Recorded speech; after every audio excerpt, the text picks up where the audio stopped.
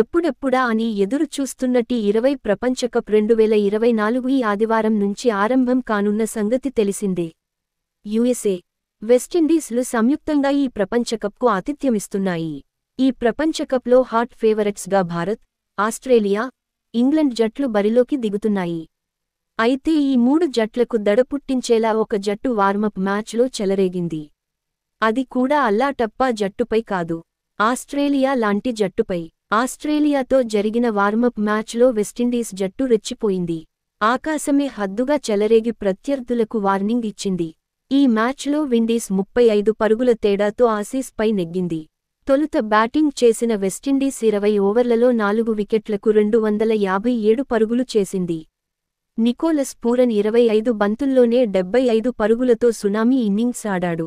ఇందులో 8 సిక్సర్లు, 5 ఫోర్లు ఉండటం విశేషం. కెప్టెన్ రోహ్మన్ పావెల్ 25 బంతుల్లో 52 పరుగులు చేశాడు. ఇందులో 4 ఫోర్లు, 4 సిక్సర్లు ఉన్నాయి. ఇక రూదర్ఫర్డ్ 18 బంతుల్లో 47 పరుగులతో అజేయంగా నిలిచాడు. ఇతడు కూడా 4 ఫోర్లు, 4 సిక్సర్లు బాదాడు. ఫలితంగా వెస్టిండీస్ ఆసీస్ ముందు భారీ స్కోరును ఉంచగలిగింది. అనంతరం ఆస్ట్రేలియా 20 ఓవర్లలో 7 వికెట్లకు 222 పరుగులు మాత్రమే చేసి ఓడింది.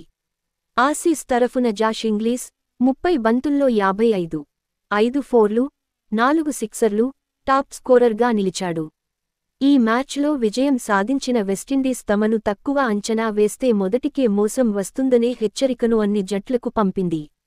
సొంత గడ్డపై ప్రపంచకప్ జరగనుండటం కూడా విండీస్కు కలిసి వచ్చే అవకాశం ఉంది. వెస్టిండీస్ జట్టు గ్రూప్ సిలో ఉంది.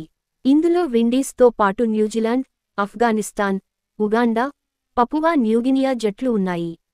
ఈ గ్రూప్ నుంచి కివీస్, విండీస్ జట్లు సూపర్ 8కు అర్హత సాధించే అవకాశాలు ఎక్కువగా ఉన్నాయి.